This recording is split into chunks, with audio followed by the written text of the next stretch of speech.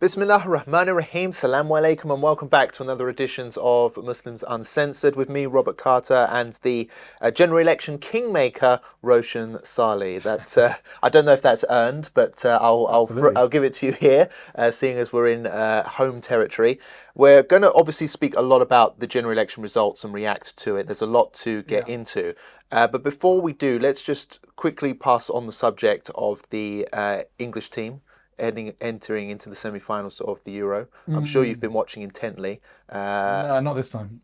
Why not? I just don't care. I've gone off sport in general, watching sport, not playing it, but watching it, since Gaza. Yeah, I've just lost my appetite. I mean, as you know, I was a massive Liverpool fan, and I would watch England, hoping that they would lose, basically, in major tournaments. I'd watch them quite intently, hoping that they would, have that moment of tears where they go out on penalties to Argentina, but it didn't happen this time. I just don't care that much. I have been watching highlights occasionally if I'm around, but I certainly won't go out of my way to watch a match anymore. I've just lost the appetite. It just seems so trivial since Gaza. Yeah, absolutely. But funnily enough, you've never been quite a fan of the England team. Do you want to just contextualise well, I've that? always associated the England football team with kind of racism, colonialism, and I know the individual players aren't necessarily that, although they were in Qatar a few years ago.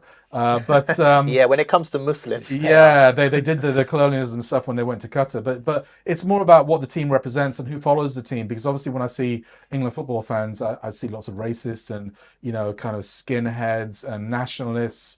When I hear the British national anthem, I think of just racism and nationalism and colonialism. That's what I associate it with. But I am also a football fan, and I genuinely hate the way England play football. They're just completely boring. They're turgid, horrible to watch. And I gather they have been in this European Championship as well, but they've been really fluky because they've played rubbish teams, and that's why they're in the semi-final. Would you go? Do you want them to win though? Would you be No, happy? I want them to lose. You want? I support Wales. I support Wales and Scotland. The two teams not in it, by the way. Yeah, no. I'm not like people. Before people accuse me of being anti-British or whatever. If Scotland are playing, I'll support Scotland because I like Scotland generally. People have been very nice to me when I visited Wales. Obviously, I grew up in Wales half my childhood, and again, a beautiful country. It's something about the English which wind me up, and the way they treat Muslims especially. So for those reasons, as well as football reasons, I hope they lose. Yeah, so they're playing Holland, I think. Yeah, I hope Holland stuff them. But what would be even better would be like a close match, penalty shootout, and then England have like a heroic performance, but they still lose, and they're in floods of tears. That would be even better. I must admit, we normally in the past argue about this. We've had arguments about the England team in the World Cup. Have you been converted? Supporting them. Well, the thing is, normally I'd argue back a bit and say, why are you politicising football? We hate to see the Ukraine issue or these LGBT rainbow issues forced onto us during sporting matches. So why should we politicise the sport? But with everything that's going on with Gaza, I just have no interest in watching it as well. And I would wonder why anyone would at this stage. I mean, England, at the end of the day, for the immoral position that it's played in world politics, I think that maybe, they should lose. Because England is, the England football team is a symbol of England as the country. Yeah. And therefore England as a policymaker. Yeah. And England as a policymaker don't deserve any credit whatsoever. I'm sure they wouldn't allow Russia to play. They wouldn't allow Russia to play, for example, but they would allow Israel to play? Yeah, absolutely. And Israel are going to take part. Yeah, Russia's going to be banned from the Olympics, but Israel will take part. What see that we don't want to discuss this too much in this show, but what the heck is that all about? Do you know what I mean? That just makes me want to spit on everything to do with football right now, international football. Yeah, you was going to mention. No, I remember Mohammed Hijab on Twitter was supporting the Turkish team. The Turkish team. I mean, first of all, I would say, I did say to him, I've gone on football. I mean, I didn't have a go at him, but I just said basically, the inference in what I was saying is why you even bothered, because this is a football tournament when something much more important is going on. But also, I think the Turkish football team is full of nationalists.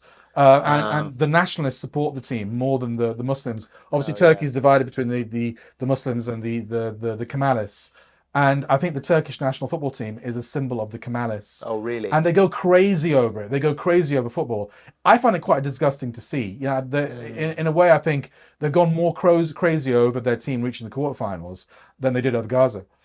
Oh yes, especially the yes, Kemalists. that's a very good point. So yeah, it just depends. Like during the World Cup, I was supporting Morocco, and I was really enjoying that performance. But now with everything in Gaza, I No, spit on the whole the sport. it's Football right now. trivial. It's It just, means nothing. It yeah, means absolutely. I haven't nothing. watched a single game, and Even to who be honest, cares? even if England win the whole tournament, normally I would have been so upset. I would have gone into hiding, you know, and stuff like that. I wouldn't have read any of the papers. I don't really care that much. It's a Yeah. football tournament. Who Yeah, cares? absolutely. England don't deserve to celebrate much now, But I still especially hope with they what's lose. going on. Yeah, England's position on Gaza, I don't think they deserve to celebrate. They didn't deserve to celebrate Christmas. They didn't deserve to celebrate any win at the Euro. Honestly, if you're going to support a genocide, then They I don't don't deserve think fun. you don't know. English people Absolutely who not. support what's No, going on in Gaza do not deserve to have fun in their not at lives. all. Not at all. Well, Just now misery, and it's yeah, the bad weather. We're having bad weather at the moment. I that's think for the England football fans. That's what's for you. Well, now that we've got that out of the way, because obviously I'm sure many of you were expecting us to talk about it, at least at some point, that's all you're going to get. Let's go on now to more pressing matters. The results of the general election. What a night, Roshan. What a night it was. Some fantastic results, Yeah. some disappointments as well. Yeah. It was highs and lows. I mean, there was times where I was worried about my heart rate. You know what I mean? Really? Yeah, a little bit. I think It you're was. getting a bit too much into it, to be honest. Yeah, I had too Wow, much what's it? caffeine that night. I had way too much You were caffeine getting that night. excited. If people watch back the live show, you were like a horse racing commentator at times. We're buzzing. Yeah, that's what No, I'm it was saying. it was really it was a fantastic result because for once I actually feel like we had a skin in the game here. Yes. A chance to get genuine Muslim representation, independent representation into Westminster, and we actually got it. Yeah. 5 MPs have been highlighted as the winners for the Muslim vote movement, including Jeremy Corbyn, non-Muslim, but we have 4 good-looking Muslims as well. What are you trying to say? You saying he's ugly or something? Well, it's like I said, we want Muslim representation. Like Jeremy He's a Corbyn, good-looking older man, isn't he? Come on. he's aged well, Yeah. but like a fine courgette. But what can I say? What I'm interested in is actual Muslim representation. Do you know? What I mean? Yeah. Jeremy Corbyn has been, you know, credit where it's due. He's been fantastic in many areas, including areas where Muslims are concerned about. But he's a non-Muslim. I want some Muslim representation. Yeah. None of these sellout He's an atheist. so-called He's an Muslims. atheist. That's what he is. Yeah, absolutely. And all of these so-called Muslims we've had in the party system, which are loyal to their party manifesto above all else and betray their communities continuously, I would say we've never, ever, ever had Muslim proper representation. Did in you this see the country, ever. Labour? There's a Yemeni lady who stood for Labour, and she was voted in as MP in Sheffield. No. I noticed that yesterday. Really? And I don't really care because she's Labour. Yeah. So I don't count it as a Muslim vote victory. Oh, but she's yeah, snuck in yeah. there. Oh, I normally know about the Yemeni stuff. Oh, she's snuck in there. But yeah, like you say, I don't particularly like whoever she is. But yeah, let's go through. So here are the lineup of the winners, you fantastic winners, you. Adnan Hussain, massive story in Blackburn. Who else? We've got Showkat Adam, who that was brilliant. He beat Leicester South. in Leicester South. He beat Labour man Jon Ashworth. He humiliated the guy. It was a very close one, but my goodness, Jon Ashworth was probably going to be a government minister. Yeah, he was Attorney one of, General or something. yeah, or something yeah, like that, yeah. and that's a massive story in itself. But then we've also got Mohammed Iqbal Hussain, brilliant win, strong win there in Dewsbury Batley. Ayub Khan, I believe it is. Oh, that was brilliant. He beat Khalid Mahmood. He beat Khalid Mahmood. Let's go into it now. So perhaps we should react to one of these initially. So I know we've got the victory speech of Adnan Hussain. Should we go to Blackburn first? Well, should we just have an overall assessment first? Oh yeah, go before ahead. we go into the individual constituencies. I think it was a success. I think the Muslim vote finally is a thing. We've been talking about it for 25 years, and aside from the odd victory for George Galloway here and there, it's never really been a thing. It's been over-egged, we've over-egged it, but I think we can finally say that the Muslim vote had a massive impact in the general election. We returned 5, or let's say, I would say 4.5 MPs into Parliament, because I don't count Jeremy Corbyn as a full Muslim vote win. I think it was more of a lefty win, but there was some Muslim vote impact there for sure. We had so many close calls elsewhere. Without vote splitting, we probably would have had 10 MPs in Parliament on the back of the Muslim vote. We slashed the Labour vote. I'm not exactly sure of the final figures. I am assuming that from 80% plus in 2019, the Labour Muslim vote would be now between 50 and 60%, which is still far too much. but nevertheless, it has been slashed. So a clear message has been sent out to Labour. There were some negatives, without a doubt. The vote splitting, the stubborn Labour Muslim vote, despite everything, too many Muslims still voted Labour. Also, there was quite a low turnout in Muslim areas as well. So a lot of people just didn't vote. A lot of Muslims just didn't vote through apathy or whatever. I think if they had voted, we probably would have had more MPs in Parliament. So there were a few negatives. Bradford West was a negative, but we'll talk specifically about that. But overall, I am, let's say, 70 to 80% positive about everything. What about you? Yeah, absolutely. I think it was a fantastic result. I think we were hopeful at the beginning when the election was announced. Then after a couple of weeks, we got a bit down about it. We were actually wondering if we'd have any wins anywhere. Yeah. That was something that was a point we reached. But the fact that we have, these 5, and then there are other wins actually, like I think in Leicester East. Yes. Actually, that was a win. That was a win. No one's going to notice that, but Labour were denied that seat. It was given to the Tories. Yeah. Okay, but the Tories are not a party of government. But the fact is that the Muslim vote combined ruins that for Labour. So that was another seat Labour lost, again reducing their majority. Now, again, right now, Keir Starmer's not going to worry about it too much because overall he's won a massive thumping majority. That's what he's going to focus on. But in future elections, if this can be replicated when perhaps Labour loses ground and becomes a bit less popular, which they probably will because Starmer's an absolute he's complete. Yeah, charisma bypass, isn't he? Incompetent. So in a bit of time, I think Labour will start to suffer. And these types of close calls and these failures for Labour, which the Muslim vote is succeeding in, will have a massive impact. It will have more of an impact than it does this time, perhaps. So, but we did have some disappointing results. I'm going to bring it up on screen now and give you a chance to review it. So basically, we had some very close second place. So this is something which we're going to discuss. So Leanne Mohammed in Ilford North lost by just 528 votes to Wes Streeting. You've also got Mohammed Islam, the independent in Bradford West, which you mentioned. He lost by just 654 votes. Jodie McIntyre as well, 693. Galloway lost. Ajmal Masroor lost, and James Giles by a slightly bigger amount. But Leanne Mohammed and Mohammed Islam, they both seriously could have won, but vote splitting is what scuppered their chances. Yeah, I'd say in Bradford West, it wasn't just vote splitting. I think the Muslim Vote Organisation failed to endorse a candidate against Naz Shah. They remained neutral in that constituency. Now, I wouldn't over-egg the influence of the Muslim vote as an organisation, but I think it would have given some impetus. And given that he lost by 654 votes, I think a clear endorsement of a candidate against Naz Shah would have had some effect and probably got them over the line. It would have encouraged us, for example, to interview him.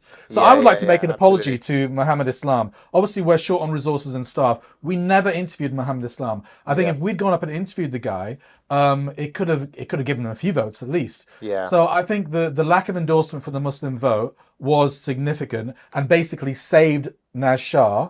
As well as the vote splitting situation in Bradford West. Absolutely. She was there for the taking. So basically, vote splitting and the Muslim Vote Organisation saved a Labour MP in Naz Shah. Yeah, absolutely. She shouldn't be there right now. She shouldn't be in She shouldn't be there. No, she shouldn't be. And that was very disappointing. I mean, Mohammed Islam, didn't meet him, but he's a young local Muslim lad. He looks really good. I don't see any reason why he wouldn't have been a fantastic representative for Muslims in this country and a genuine representative of Muslims. I know Naz Shah likes to go around acting like she's this big Muslim MP and she's her allegiance is to Labour first and foremost. That's it, and we just can't trust Labour Muslims. You know, they've let us down so many times in the past, and they've got a Zionist leader of a genocide party into number 10. Yeah. So I'm sorry, but they do not represent Muslims in this country. I'm sorry, Mohammed Islam, if you're watching this, I'm sorry. We failed you. Yeah, absolutely. Leanne Mohammed, that was a big one. Many high hopes for her to win. This would have been the first proper Palestinian independent, a hijabi sister as well, getting into Westminster. What better situation would we have had than that? A Palestinian challenging the government on issues like Zionism, on Gaza, and so on and so forth. She lost by 528 votes. It was such a close one, and a lot of effort was put into that campaign. I still stand by what I've said. I think 23-year-old is too young to go into Parliament, simply because of the pressures. So even though her on the ground team did a lot better than I expected, I thought she'd lose comfortably by about 5,000 votes. She very nearly got it, which means her on the ground team must have done an amazing job. I think if she personally, I think if she'd done a little bit more Muslim media, like Five Pillars, it could have helped her a little bit, maybe. But that's being a little bit petty, because ultimately, to go from 0 to 15,000 votes, whatever she got, is an amazing achievement. But I do believe, I stand by what I'm saying. I know most people will disagree with me. I think the Parliament is not a place for practicing Muslims with high iman, a high belief in Allah, a high level of practice, because they get so much wiswas in their ears. And I think at 23 years old, it is too young to go into that den of wolves. Yeah, absolutely. It is a toxic, poisonous environment. There's no doubt about that. And I think advice to the winners is just be careful. Don't get poisoned by this atmosphere, because they're going to encourage you to sell out and to compromise and to put your political career above all else, including your principles as well. So that's something they've got to safeguard against. But what I want to talk about in Ilford North specifically is why Leanne Mohammed lost. It wasn't just because she didn't do enough to win. In fact, she probably did. She should have won. But there was efforts made by rivals who were also pro-Palestine in the area not to get in her way. So the Workers' Party stood down, for example. I don't believe there were any other independents standing against her. She had a clear run to the win, except for the Greens. The fact is, I'm sure many of his votes would have gone to Leanne's team. And certainly 528. Exactly. Yeah. And so it's very fair to say that the Greens cost the Palestinian cause this Palestinian representative from getting into Westminster. And I think that's actually incredibly scandalous. The Greens would say that they're a national party, Robert. I mean, I'm just playing devil's advocate. I agree with you. But they would say we're a national party, well-established, historical national party. They would also say we have the right to stand everywhere. They would also say they're pro-Palestine, not after this. I'm sorry about that. No way. No way. And I think it's quite common for me to hear this, Roshan. People will say that the Greens are a good alternative to Labour. So if you want to back a party, go for the Greens, because they're good on Palestine, they're good on the environment. You know, left-leaning Muslims feel comfortable. Pro-LGBT though. Absolutely pro-LGBT, and they literally ruined getting a Palestinian into Westminster. They ruined an independent Palestinian's chance. They take the full blame here. And I think that is a massive scandal. It's a massive story. And I think Muslims, not said enough, is it? Muslims who literally go out and promote the Greens, I think you need to seriously ask yourselves if you're willing to do that in the future. I mean, the Greens possibly may even need to be boycotted as a result of this. No, absolutely disgrace. I mean, they could have pulled out. I mean, they're never going to win in this constituency, right? Right. I can understand if they thought they had a genuine chance of winning, but they were never going to win. But they stopped Leanne Mohammed from winning. Green Party, total disgrace. You've got some guts to stand against a Palestinian, an independent Palestinian in this general election. I'm sorry, but you've got some nerve, especially when you go around on another day and say, well, I'm pro-Palestine, I'm pro-ceasefire, this and that. What a bunch of losers. And the Greens are losers. You know, what have they ever done that's that big? Okay, maybe won a few councillors, maybe they won Brighton and Hove or something like that. I think they've got a history there. But I'm sorry, how dare you run against a Palestinian and then lose them this vote? 528 votes. I think the Greens it's a good point. Lost it. Shame on the Greens, man. Shame on the Greens. Yeah, I think we need to bash them basically on social media and elsewhere. We need to let them know what they've done. Yeah, don't let this go. Oh my goodness, this is a massive scandal. Should be a massive, massive story. However, focusing on more positive things, Should we talk about some of these candidates?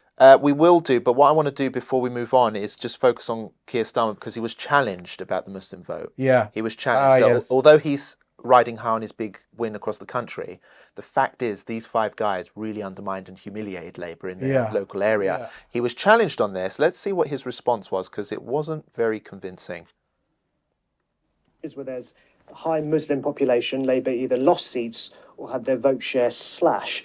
Do you accept that there's a problem with the relationship between the Labour Party and British Muslims at the moment? Well, the first thing I'd say is this, that very many people voted Labour in that general election who've never voted Labour before. So we now hold seats in parts of the country that have never had a Labour MP. So this is an incredibly strong mandate. Of course, wherever we weren't able to secure votes, I'm concerned about that.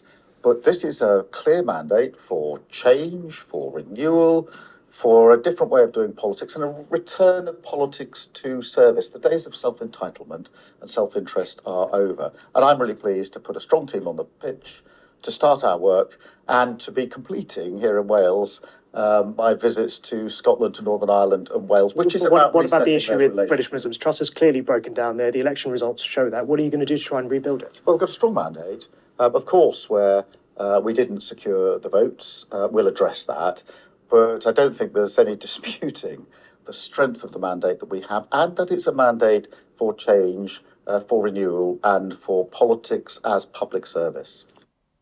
So there you have it. What do you make of it? He basically doesn't want to answer the question. But Yeah. I think I could tell from his reaction he knows. Okay, the Muslims are basically rising up here, and he's got a real problem. Nowhere, I think, where there's strong Muslims can Labour ever say that it's a safe seat now. Even ones that they won, like Jess Phillips in Yardley, she didn't win strong. West Streeting won by 500 votes. Yeah. He's a government minister now, but he's not got a mandate. Yeah, so he was asked the question twice. He failed to answer it twice. He wouldn't treat the Jewish community like that. When the Jewish community were angry, with Labour, they went out of their way to reassure them. And here he's just basically dismissing Muslim concerns because he's got 300 seat majority. But yeah, the final thing I would say on this is that the electorate now is very volatile. Okay, I mean, just 4 years ago, it was overwhelmingly Tory. Now it's overwhelmingly Labour. So I think ordinary people are switching from the traditional parties. That loyalty that people used to have, I would vote Labour for all of my life. I'd vote Tory all of my life. That is gone now. So in that environment, minority votes, like the Muslim vote, become very, very important. So Labour has basically lost a vote bank, a vote bank which it could rely upon, of 70% plus Muslims voting for them. That's millions of votes. It's lost that now. So I think he's sitting pretty for the moment. But even in 4 years' time, people are saying that he's going to be Prime Minister for 10 years. I wouldn't be so sure. We've seen a massive turnaround from Tories to Labour in 4 years. We could see the same thing in 4 years' time. Yeah, and it's like I say, in future elections where it's a lot tighter. Yeah. Because obviously the reason he's so successful is not because he's brilliant. It's because the Tories are so awful. Yeah. That's literally it. Yeah. And I think it was such a poor turnout that he really doesn't have 60%. Much of a mandate. People, that's another thing that we must mention. It was 60% turnout nationally, which ultimately means that most people, or 40% of the people in this country, are apathetic about politics, and they're turned off because they don't trust politicians. They realise they're corrupt. They realise they're not there to represent the people. They're there to represent corporate interests, lobby groups, who basically pull their strings.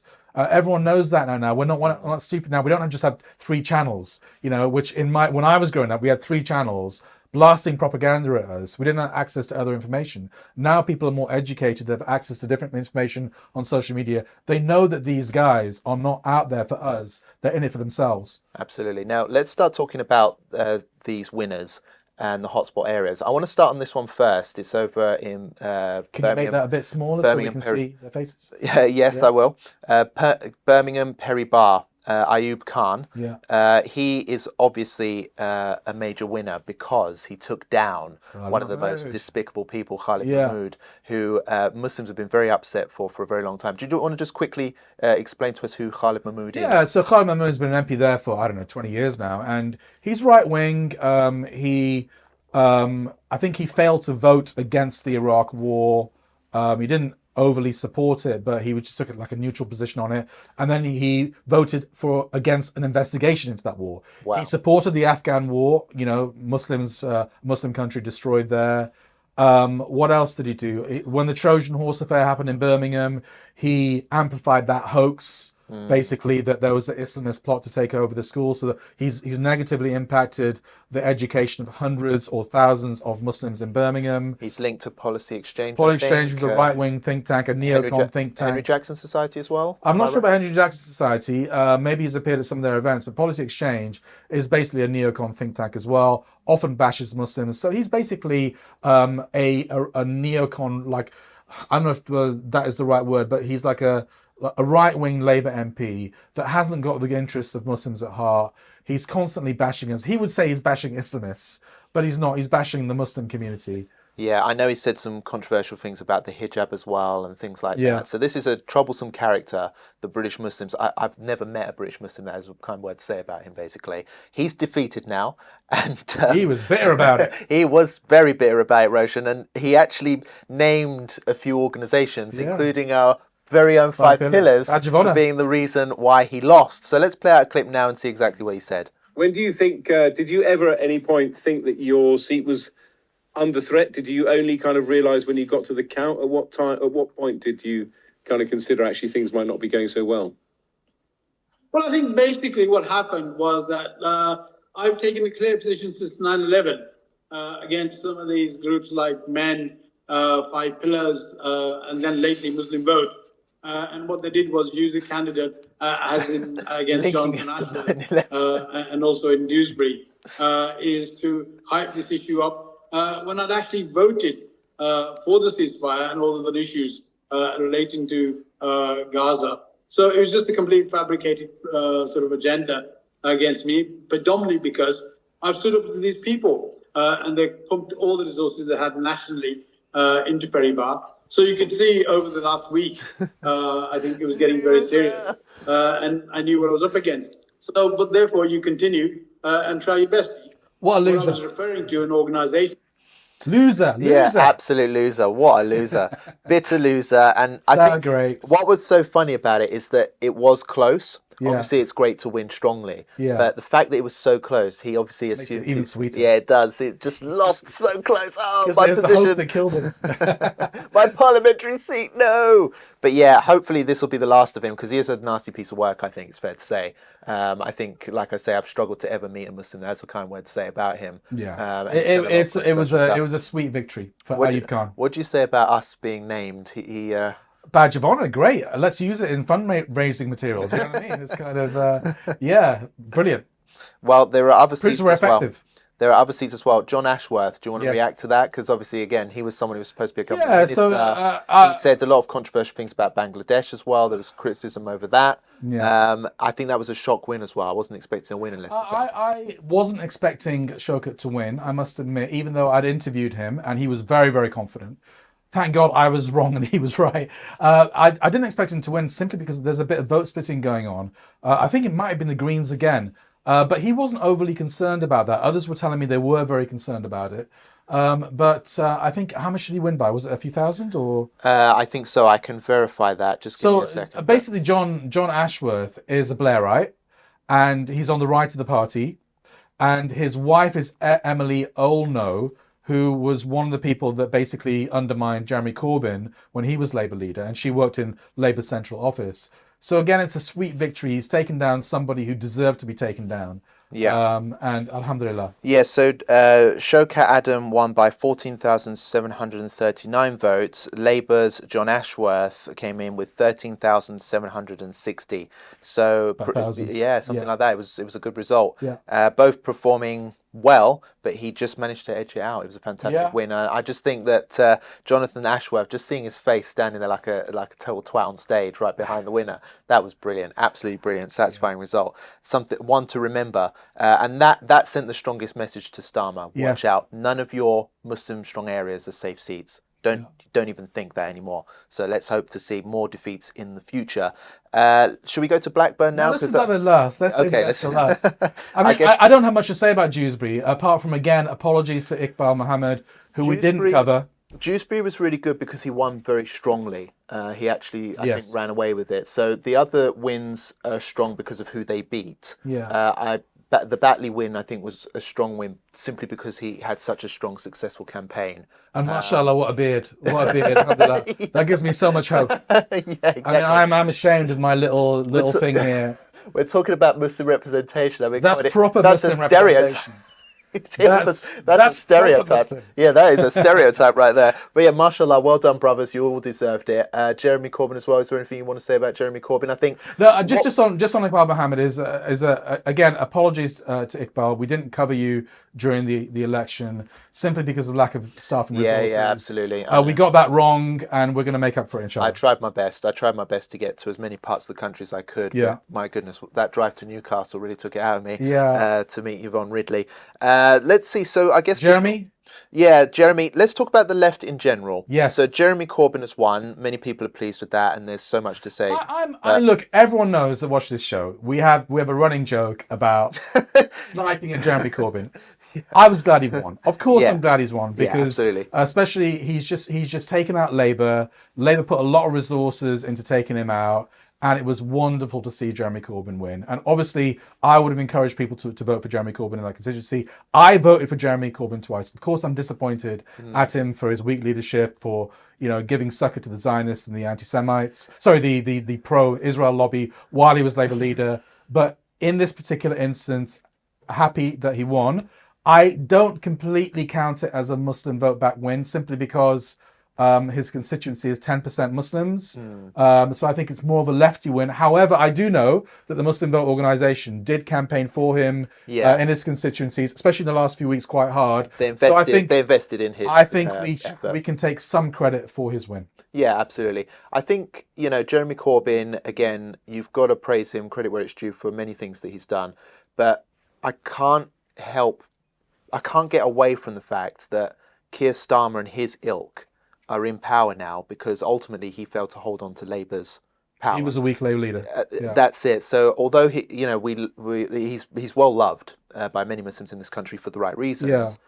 I mean, it would have been nice if he won this general election. See, that's what I judge him on, is because his time in power, when he had power to change things. Because it's easy when you're on the sidelines and all you got to do is go turn up to a protest march and speak, and that's quite easy. But when you're in power and you have the ability to pull the levers, and he did, unfortunately. Yeah. So that's ultimately why I criticise him as much as I do. And he left the window open for Starmer and his supporters of Israel, supporters of he genocide to take over. He enabled Labour's right wing. I mean, the fact is, I think I saw some statistics that Jeremy Corbyn didn't win past elections, but he gained a wider vote across the country than Keir Starmer did when he won. So if Corbyn was still the leader of the party now, there's a very good chance he would have just won, based on the fact that everyone hates the Tories as well. Absolutely. And then at least we would have had, but he just couldn't hold on to Labour. He was forced out. So we have to say that I mean, I believe that Keir Starmer, despite a landslide victory, does not have a democratic mandate. No, not because he's probably only been elected by about 20% of the population. 80% of the people of this country who were eligible to vote didn't vote for him. Either they didn't vote at all or they voted for other parties. It's because of the injustice of our electoral system, where you have, let's say, I mean, I know this is maybe not a popular example, but Reform got many more votes than the Lib Dems. Reform have 5 MPs, Lib Dems have 71. That tells you everything about what a screwed up electoral system we have, which favours the traditional parties and kind of hits the minority parties badly. Speaking of the left, the Workers' Party performed badly, I think it's fair to say. They didn't get any MPs. 200,000 votes, 250,000 votes. They were very hopeful. No MPs. I think they were really hopeful they'd get at least one, maybe even a couple more than that, like 1, 2, 3 in, but they got none. I was hoping that Galloway would win in Rochdale. Galloway in Rochdale. There was also Jody McIntyre. Yes. He actually came close, but very close, but missed out in Birmingham. But the question is, Robert, should we? I mean, obviously, our tactics in this election, it was a snap election, so we didn't have much time to organise. But our tactics was to run independent candidates as well as ally with leftist parties like the Workers' Party, in the hope of getting MPs into Parliament. Should we still, going forward, be allying with the left? I think it's a tough one, because obviously I'm just very disappointed. I just think the left, I mean, the fact that if you think about it, the left performs quite badly in this general election. If you just want to isolate them away from the Muslim vote on their own effort, they didn't perform well at all. They need us, don't they? Yeah, they need us perhaps more than we need them. And if you look at that list of independents, I mean, the only lefty, like proper lefty on there is Jeremy Corbyn, and he's perhaps a unique circumstance. So I just feel like the left might not be as politically powerful a force in this country as they like to make out. Right. And I think, like, if you go to many of the pro-Palestine demos on the weekend in central London, I don't know the statistics behind it, so I could be wrong, but I would argue that the majority of the consistent turnout are just Muslims.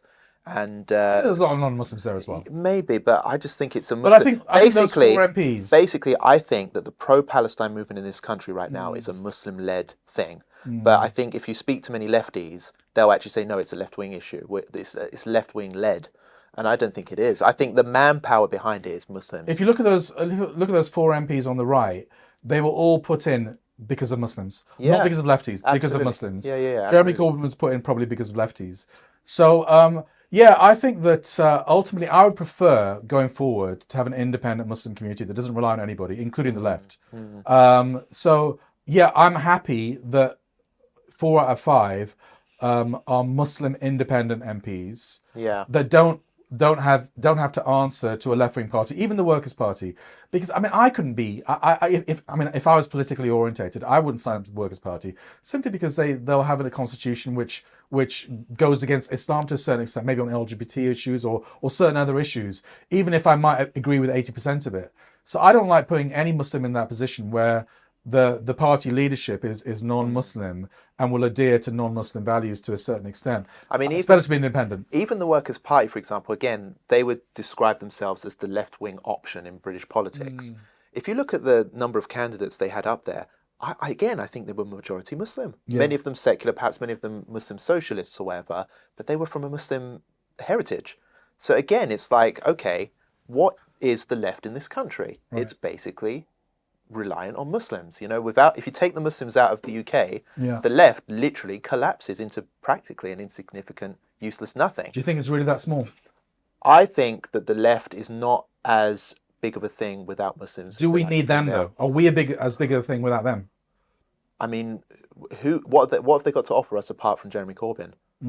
I mean, what? And Galloway. Yeah, like who else? I mean, and what about their journalism? I mean, their journalism is very problematic. I mean, what, Novara Media? Yeah. Are they really an ally to Muslims? I don't think so. No. I mean, again, editorially, maybe they're good on anti-imperialism issues, so we shouldn't. I just think the left wing but groups they don't do try us to any impose their favours. values on us. Yeah, they don't do You us know, any and favours. that's unacceptable. You know, we're not budging from Islam 1%. And if we stray too far into Islam that they don't like, they'll call us Islamists and extremists if they have to as well. You know, so I just don't think we should trust. I think we should build up what we've got here, these 4, and build from that. Muslim independence who can offer us, hopefully, if they live up to the hopes that we have on them, genuine Muslim representation. They'll defend us on all issues from a Muslim perspective, because these guys come from that community. They know what we care about, and hopefully they'll speak up for it as well. Jeremy Corbyn will on some, but not on many Jeremy others. Corbyn has his own vote bank and his own constituency. I don't think he's interested what 5 Pillars has to say. He doesn't engage with us anyway. This was before, by the way, we started sliding at him a little bit. The other 4, we have to hold them to account because, okay, alhamdulillah, they all won. I'm glad that they won, but we have put them into Parliament now. They are there because of us, because of the Muslim community. And they answer to us. They should know that they are there because of the Muslim community. Yeah. So we have to hold them to account. So I don't want to see any of them turning up on like, LGBT pride marches, you know, or I don't want to. We will support them. We are here to support them. We're here to support them. We are here to guide them. I'm not just talking about 5 Pillars, but the community as general. Yeah. But we're also here to hold them to account because we didn't put them in Parliament for free. Yeah, and you know, we have high hopes, and let's hope they live up to those hopes. Should we talk about Blackburn now? Yeah, I don't think there's much else this one's going to take up plenty of time. Blackburn, go on then, Blackburn. Blackburn, the winner, Adnan Hussain. There was a toxic vote split there. It's a Labour stronghold seat which has a history of supporting Labour even when Muslims have hoped that they'll rebel in the past, like over the Iraq War. Jack Straw was there. He received backing from the Muslims many times over, despite his crimes in Iraq. So Blackburn was a major focus point. And despite all of those issues, despite even our reservations about how he could possibly win, Adnan Hussain, the independent Muslim candidate there, has gone ahead and won it. We'll just quickly play out a clip of his victory speech, I think, because obviously I think the win even came as a surprise, perhaps to him and his supporters as well. Last 4 weeks has been unbelievable. I can't believe that kind of filth is within our communities. And now you have to fight. You have to carry on the fight to work towards a better community, towards a better Blackburn, towards a better people. And we have to unite our communities. And like I said from the beginning, that our brothers and sisters in Blackburn have the same issues that our brothers and sisters have in Mill Hill. And we have to stick and stay true to the word. And like I said, we can't ever forget the reality. We are here on the back of a genocide.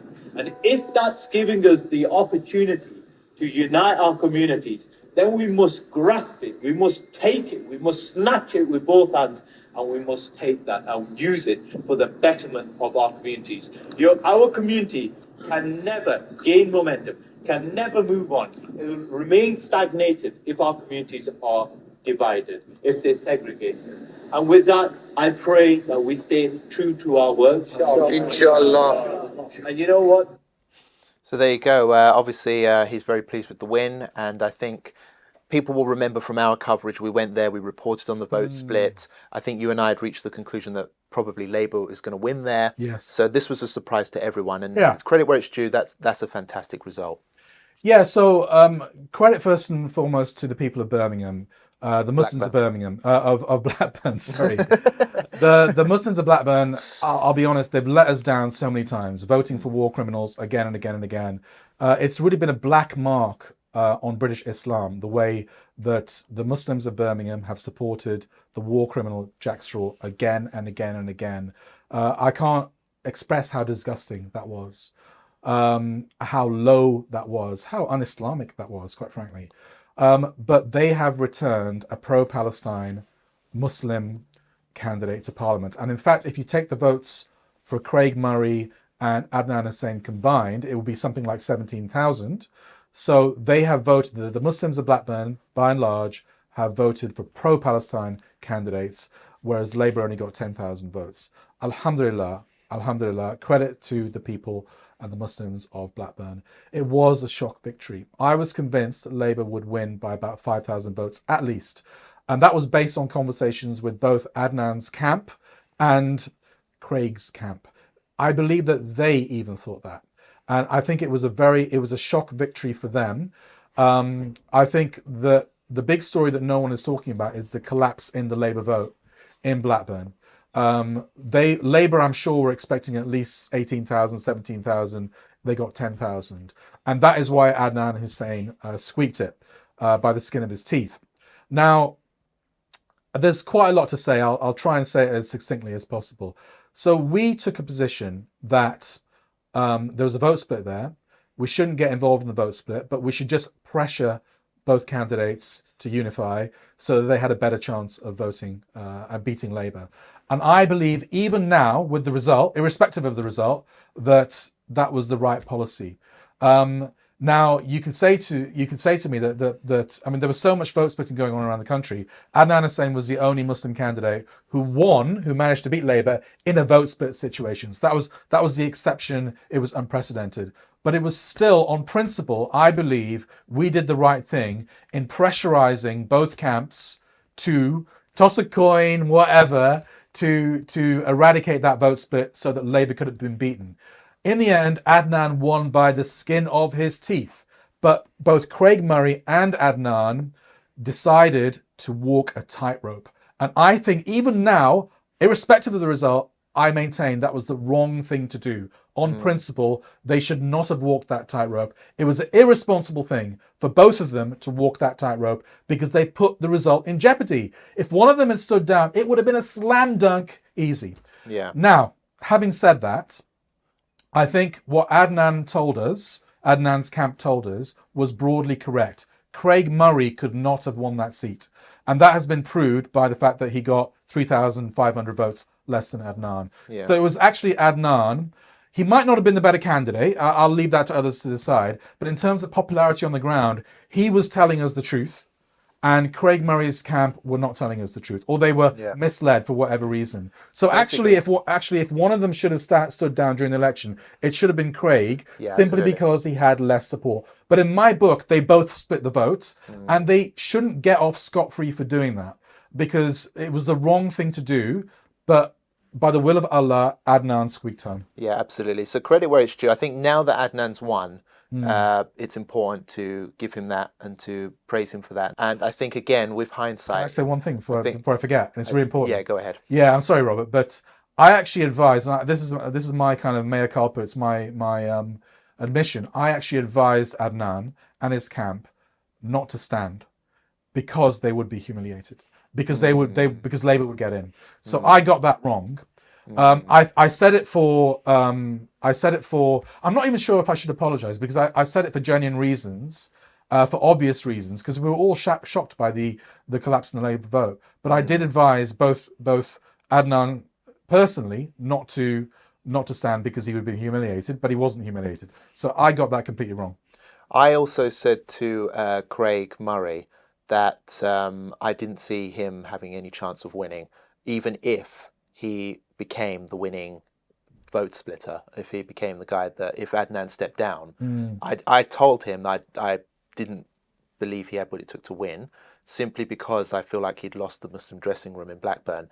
The split had become so vicious and so toxic, and he had personally said things about Muslims from Adnan's camp, including Adnan himself, that I think it had made the situation where even if Craig Murray was the one guy, many Muslims wouldn't have backed him, because it would have left a very bitter taste in the mouth of many. And Craig had gone a bit too far in attacking his opposition and local Muslims there. Just because they don't agree with you, you have to remember that you're trying to win the Muslim vote here. So the way he attacked, like, the Muslim vote organization, he referred to them as... Called them as... He said they were racist. He said they were racist. He had pops at many power brokers in the community because, you know, he attacked them and discredited them, saying, well, they're not as powerful as they make out and blah, blah, blah, just because they didn't back him, basically. So I think, and I told him that, and again, he rubbished all of it. He took umbrage to the claim that he'd lost the Muslim dressing room. But now, with hindsight, we know that he obviously has done. Yeah, I mean, he just couldn't get the vote. I think he got more votes than I expected. I thought he'd get 5,000 votes. He got 7,000 votes. And I think that's because the narrative in the last few weeks of campaigning, where he basically said that Adnan was a Labour stooge because some of his supporters were ex-Labour, I think that narrative did take hold, and he probably got more votes for that reason. But ultimately, if Adnan is a Labour stooge, he's a Labour stooge that's just beaten Labour. So it doesn't really make sense. Much sense at all. Yeah. No, absolutely. Craig Murray should have been the one that stepped down. He lost, even though he had gained the endorsement of Galloway. Well, he was Galloway's man, but also he had gained the support of Tiger Patel, another vote splitter. So he just was not the right man. Patel votes, and he's lost in Blackburn previously. He should have just did the right thing and stepped down. He almost cost the vote. Without doubt. Craig Murray almost cost that seat for Adnan and almost put Labour in, basically. I mean, that's why I look at it. Imagine if he cost the vote. Imagine if there was a couple of hundred split difference and Labour won. Yeah. I mean, Craig Murray would be... His name would be mud by now. He would be mud. But I think he has he does have a lot of Muslim supporters, some of whom are Five Pillars supporters as well. I mean, what I would say is that the vitriol online, I mean, I've got quite a lot of abuse. I mean, I can take it. I don't mind. I've got abuse all my life, and you know. But when it comes from Muslims, it hurts more. When it comes to non-Muslims, I really don't care. And I think a lot of the personal invective against, coming from Muslim Craig Murray supporters towards Five Pillars and me in particular, when we didn't actually take a side, to be honest, I think is out of order, quite frankly. Yeah. And it's disgusting. And you're insulting another Muslim, a brother in Islam, on behalf of a non-Muslim, a guy who doesn't even believe in our religion. I mean, have you lost your mind? And this is why I think some of our brothers and sisters, they're so embedded with the left that they become blind, and they've lost the sense of the big picture and the perspective. It's not worth it. If we have a political disagreement, let's have a political disagreement, but don't call me this and that and whatever. And that did sting a little bit. People will say, oh, you're being, a snowflake or whatever. But when it comes to Muslims, I don't like it, because ultimately we are brothers and sisters in Islam. We make sujood to the same Rabb. Inshallah, we will be brothers and sisters and companions in Jannah. And you're talking to another, brother in Islam like that. It's absolutely disgusting. Yeah, that is really, really silly. I think, and I won't forget. I won't forget that, by the way. Yeah, I will not forget that. I might forgive, but I will not forget. Yeah, absolutely. I think that there's been criticism thrown at us as well, mostly by some from each camp inside Blackburn. I think most Muslims watching our coverage of Blackburn, they actually thought it was fine, fair. Yeah. We didn't endorse anyone at the end of the day. That would have been the big thing that would have perhaps been quite divisive of us to do, even though we would have been right to say endorse Adnan with hindsight, but we decided not to, just for the sake of not worsening the fitna there. But some of the criticisms we've received was that we were stirring the pot, that we were going there for clout's sake, just to get some views and all that type of stuff. But Rubbish. yeah, one thing that I do want to respond to, because this has also been thrown at us by both sides of the divide, by the way, is that we went there to treat one camp better than the other. This is something that was said to me by both sides, actually. They actually both Rubbish. made the accusation against me, oh, Yeah. you're favouring the other side, oh, you're favouring the Yeah. other side. Let me just be clear, no, I didn't. The reason that both sides are not particularly happy with me or Five Pillars is because I didn't favour either side. You didn't I endorse it. asked the right tough questions to both whilst the split was going on, because we feared that Blackburn was going to fall into Labour's hands. And we also believed that Blackburn had a fantastic opportunity to beat Labour, which they clearly did, because they did. So the fact is, I asked tough questions of both. Both Craig Murray and Adnan Hussain were annoyed by some of those questioning, but I treated them exactly the same. Yeah. The fact is, the only way we would have treated them differently is if we came out and endorsed someone at the back of it, which we decided Yeah. not to do because we felt it was the right thing for the Muslims of Blackburn to not endorse anyone at that stage. Our only agenda was to end the vote split there. Yeah, and that was our agenda. You went up there. Yeah. I mean, I'll be honest with the viewers now that it's finished. My personal inclination at the beginning was to endorse Adnan. I felt he had more support.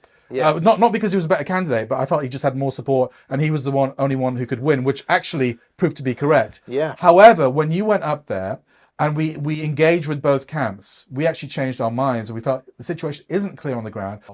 But that was our only agenda, was to end the vote split. It wasn't clicks. It's been more hassle than it's worth. It was just a massive story. We're a news organization. It was what the Muslim Ummah was talking about in the UK. We have to cover it. We did not go there to spread fitna. In fact, we've got a lot of fitna against ourselves because of it. I think ultimately both sides wanted us to endorse them. And when they realized that we weren't going to endorse them, both sides decided to shoot the messenger. Yeah, absolutely. So there you go. I mean, that was our time in Blackburn. I do intend to return. I hope I can return.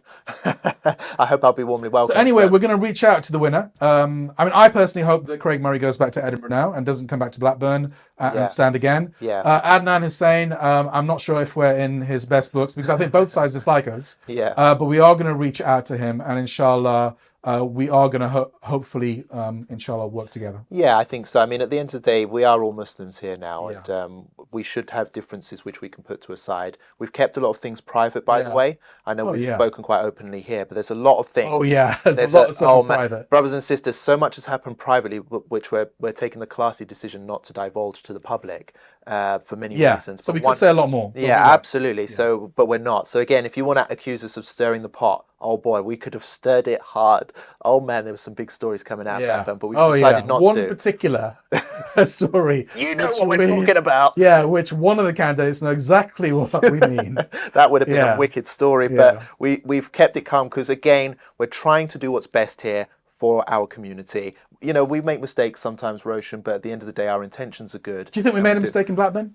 I don't. I actually don't. I think we got it wrong. Yeah, don't in get the me sense wrong. that Adnan won in a vote split situation. Yeah, but But that doesn't mean we made a mistake. Unprecedented territory. And Yeah. I'll be honest with you, I think our gut was that Adnan was the right guy to endorse, but because we wanted to do the right thing for Blackburn, we chose not to. So actually, our gut was right, but we didn't act on it because we're not in it for clicks. And ultimately, all those people that were so vociferous about Craig Murray, he's the right candidate, he's the more popular guy.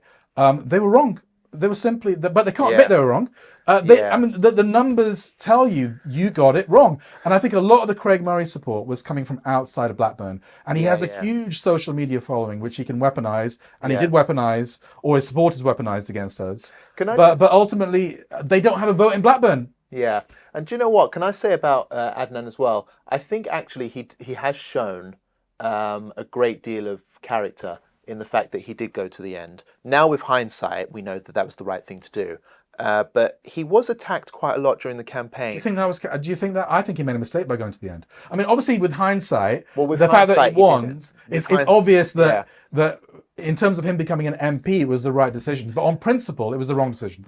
Well, you could potentially argue that. Yeah, sorry, that was my fault. But you could potentially argue that. But now that we have hindsight, no, it was the right thing he did. It was the right thing he did to go to the end. Craig Murray should have been the one to step down. Craig Murray, Tiger Patel, both should have stepped down way earlier. They're the ones in the wrong here because of hindsight. Yeah. I know in principle you are right. Vote splitting is a terrible thing to have, and they all take their share of responsibility for that. But no, Adnan, he won. I mean, but again, Robert, if it was you, if it was, all right. Craig Murray, in my opinion, based on the performance and the split and how he behaved during the campaign as well, he didn't have what it takes to win. He didn't have what it He takes. should have stepped down. Yeah, him and Tiger. He's the one in the wrong here. But Adnan was I wanna only say something. proved right with hindsight. If it was you and me fighting this out, and I sincerely believed that I had more votes than you and I was a better candidate, and I knew that for sure, I would have still stepped down in favour of you, even though I knew I was a better candidate and had more votes. Yeah. Simply because vote splitting is wrong, and we stand more of a chance of beating Labour. And I think you would have done the same thing if it was vice versa. I think I would as well. Yeah. Because I tend to hate politics in general, so I wouldn't have had an issue stepping down. But at the end of the day, Adnan was the right man. He was proven right now. Yeah. So he shouldn't have stepped down. But do you know what was interesting? Out of the two candidates that I interviewed, he actually said in the interview he was willing to step down in the right circumstances. I think his supporters were the ones that were telling him not to step down. The supporters were egging him on, and his supporters have been proven right. So actually, when it comes to this, Adnan was by the skin of their teeth. Was the more humble one. I know you're absolutely right. There is criticism to be had. No, but Craig Murray didn't expect that. He accepted the coin toss, so he was willing to step down as well. We've got to be fair. After that, he wasn't. I mean, no, after Adnan declined it. We never intended the coin toss to be taken literally. So I can understand we why. went rock, paper, scissors. I would have pistols at dawn. I thought that would have been the honourable way to step someone down. It got more ridiculous. All our suggestions got ridiculous one after basically, I just want to be fair now that he is a winner, because at the end of the day, Adnan Hussein's a winner. That's what I care about. I want winners. You know, I want Labour to lose. Yeah. Craig Murray's a loser. When it comes to politics, he's a proven loser now, twice in a row. He should never stand again. Absolutely, never stand again. Hopefully he won't. At least not in Blackburn. And not in a Muslim area, because I think that he has to take some level of responsibility for the fitna in Blackburn. Yeah. You know, he came in as an outsider, non-Muslim outsider, into a Muslim area, and he thought he had a divine right to become the MP. Yeah. And he didn't. And you can argue that he's the more experienced candidate, he's done a lot for Palestine, and etc., etc. But you can't just assume as a non-Muslim, you're going to walk into a Muslim area, everyone's going to support you. What I would say is that Adnan Hussain put up with a lot. I think that he was abused quite a lot, trolled online, things like that, which is unacceptable. Yeah. And I think after I met him, there were probably times in his campaign where he was a bit depressed. He was even thinking of stepping down. And obviously that would have potentially been disastrous because Craig Murray, I don't think, had the chance to win. Having said that, I think my honest feedback to Adnan, if he even wants to listen at this stage, is he needs a thick skin now that he's in politics as well. Get over it. He needs a thick skin. Yeah. He needs to be ready for criticism, even from his own community as well. Okay, there are times where he's going to have to take it on the chin, some honest feedback, which is deserved.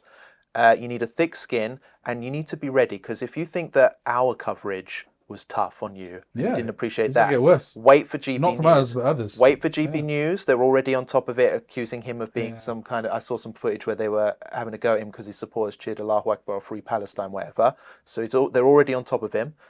Get ready for BBC, Sky News. You think they're going to give you a fair shake? I don't think so. So just remember, you need a thick skin to survive in this business.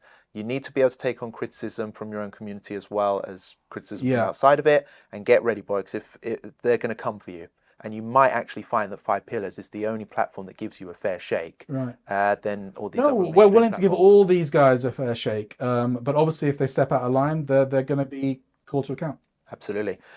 I think that's pretty much everything I wanted to discuss. I think just the future. I think we need to say a few words about the future. Yeah, sure. Go ahead. Yeah. I think that words of wisdom would be appreciated. No, just looking ahead. So obviously, I believe that it was a success, but I don't think that we should get carried away. I don't think Westminster politics is where we should put all our attention, or even most of our attention. I think ultimately our goal is to build a strong, independent Muslim community where we rely on nobody. Westminster politics for me is a short-term tactic to disrupt, to get a bit more influence, to get our issues on the agenda a little bit more, but nothing more than that.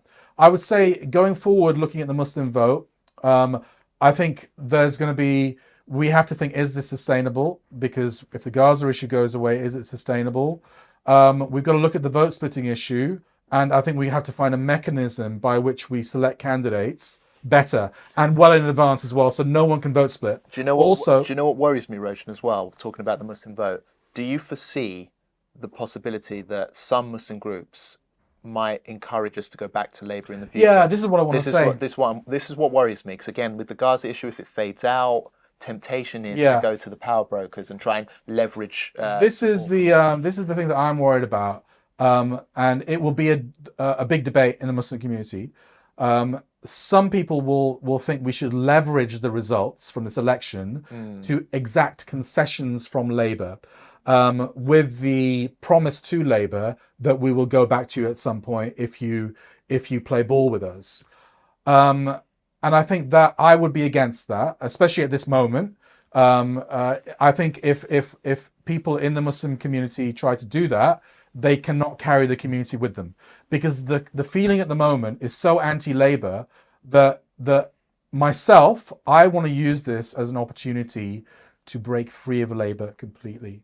We've been addicted to this drug called Labour for so many years, and they betrayed us time and time again, especially when it comes to the massacring of our people in Iraq, Afghanistan, and Palestine. And this is unforgivable. And they're not going to buy me off with a mosque extension. They're not going to buy me off with a better standard of living. No way, no way. So I personally feel that we should use this as an opportunity to build on, to eradicate Labour from our lives, to wash our hands completely of Labour, so that we can build a strong Muslim organisation outside of the mainstream structures and influence the mainstream from a position of strength rather than a position of weakness. That is my own personal point of view. I'm not saying it's 100% the community point of view, but I think this will be the debate going forward, whether we should leverage the results to blackmail Labour or to pressure Labour and negotiate with Labour, or we should use it to basically mobilise our own community to stand on its own 2 feet. Yeah, absolutely. And again, I think it's worth mentioning that this system is rigged for us to fail, ultimately. Yeah. So we may record some good wins here and there, but I think the best thing we can hope for is to just upset the system as best we can and to invest in ourselves. Yes. That's the priority for me. And I think we have to remember that going forward, because it's going to be so tempting to go back to Labour, I think, like you mentioned, and also very tempting even for these MPs to compromise on some key issues. So let's all remember that principles first and foremost, politics has to come dead second. Yeah. Dead last even. And we need to be firm in our convictions as well. And a bit fundamentalist and extremist even, I think, if we're going to get the job done. It's actually the extremists that make change. It's not the moderates. And, you know, I would go as far as to say, and I've said this constantly and people disagree with me, people like Zara Sultana should not get our vote. People like Afsana Begum should not get our vote. People like, you know, the so-called pro-Palestinian Labour MPs, they're representing a party of genocide. As simple as that, you know, and they need to resign, have the courage of their convictions and resign and stand as independents, and we will support them. But as long as they remain in that party, then they should not get, and they should not be allowed to speak at pro-Palestine demonstrations. We are sending out mixed messages to our community, and now is not the time for mixed messages. It's the time for clear messages so that we can go cold turkey on this drug, this heroin that is Labour. Yeah, absolutely. And just remember Faiza Shaheen, you know, and what happened to her. She was literally, even after being booed out, she was saying how she loved Labour basically and was so happy to be there, and she's so outraged that she's been betrayed by this brand. But that's what the Labour Party is. It's a big fat betrayal. L stands for loser. If you stand with the Labour Party, you are a loser. I'm sorry about that. I guess we should end the show because we've gone through quite a lot today. Thank you everyone for watching. We always appreciate it. Please like, share and subscribe. It helps the channel immensely. And do leave your comments in the comment section below, because we do read them. We do react to them from time to time. We'd be very interested to hear your thoughts and views about everything we've discussed here today. Inshallah, we'll be back again next week for another edition of Muslims Uncensored. It's Jazakallah khair. Ma salama. Assalamu alaikum for now.